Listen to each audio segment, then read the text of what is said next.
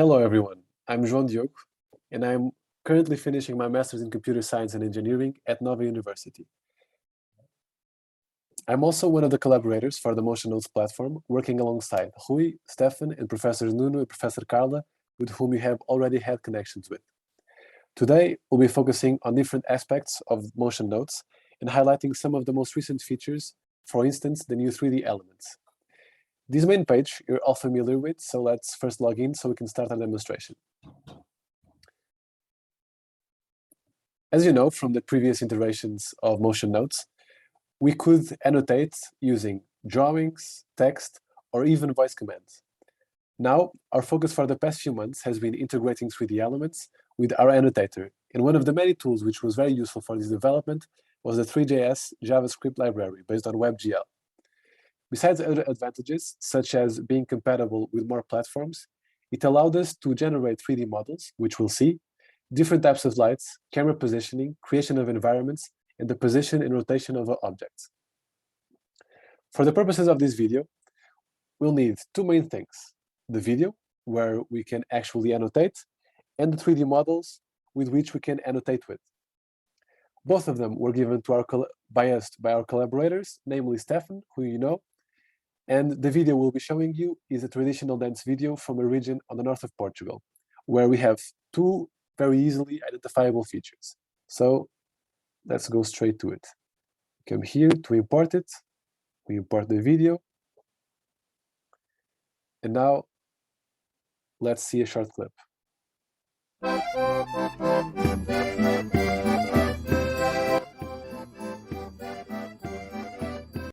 As you can see, people here are moving around in a circular motion, and there are some sounds being played in the background. So one way in which we could explore this video is by trying to identify and highlight the instruments being played in the background. With that in mind, let's take a look at our 3D Models Manager. Here we have three main components. We have the slider, where we can see and select the currently available 3D models by clicking on an image. We have the viewer, where we can actually visualize our models. For instance, if I come here, double click, we can see the ADUF. We can rotate it, we can zoom in, we can zoom out. And finally, at the bottom, we have four buttons. The first button is just the annotate button, and it serves as a means to actually annotate using these models. The second one is the show button, and it does exactly the same as we did here, which was double clicking the image. Next, we have the delete button, which you can probably guess, it just deletes the currently selected model. And finally, we have the upload button, which was one of our challenges. I say this because one of our objectives was to import and manipulate 3D objects freely.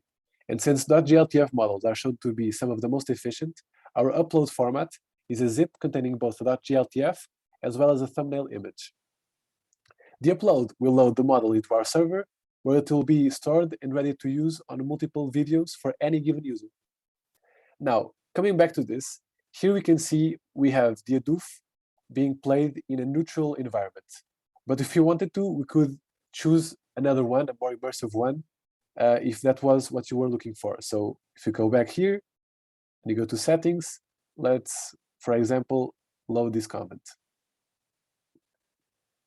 Now, the environment changed, and with it, we can also play around with the objects, put them here, rotate them, everything we did before, but now in this new environment. But for the sake of simplicity, let's go back to our neutral, simple gray environment. So here and here.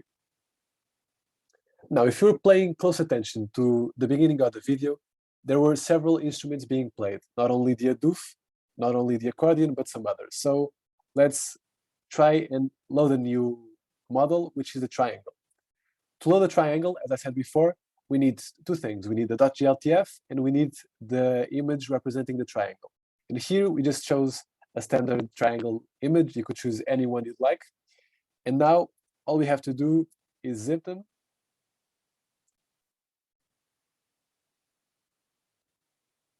And it's ready to be used.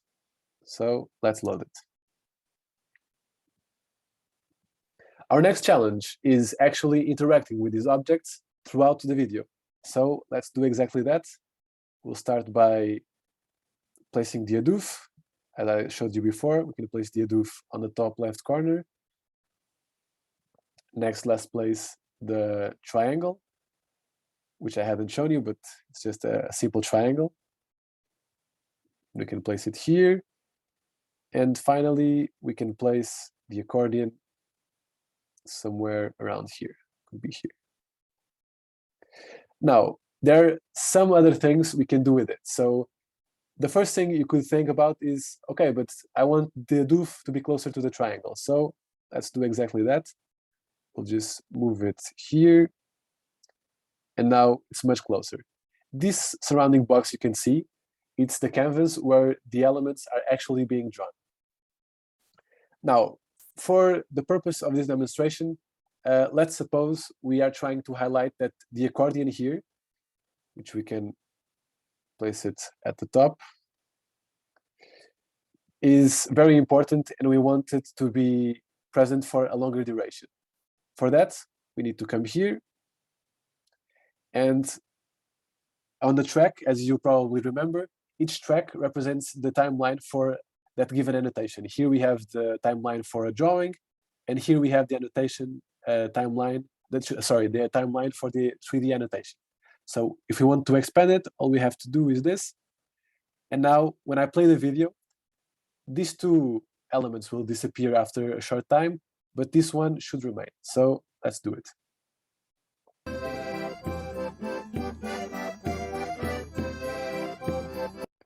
As you can see, the accordion is still here.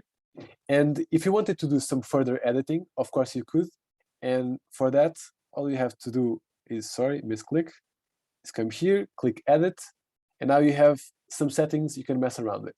You have the duration, the start time, the width and the height are relative to the canvas I showed you before. And these are the camera settings.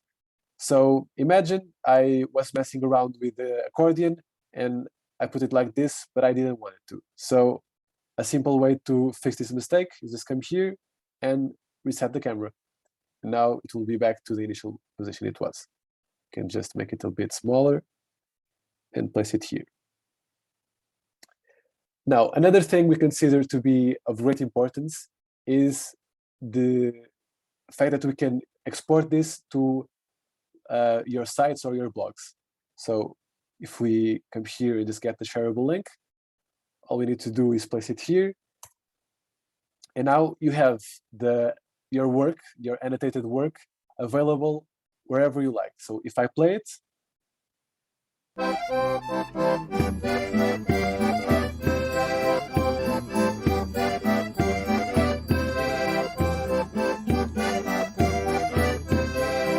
you can see that the 3D elements are still here, are still preserved, and you can interact with them as the video continues. But this is kind of not that useful because you want it to be able to be used on any platform. And this mechanism, although being very simple, it's very powerful. So here we have a dummy image, a dummy web page, here. As you can see, it's just a very simple HTML page. And if we wanted to put this video on our web page, all we need to do is come here and add our div. And now when we come back and reload it, sorry, I didn't save. You'll see the annotator is here with the video once again.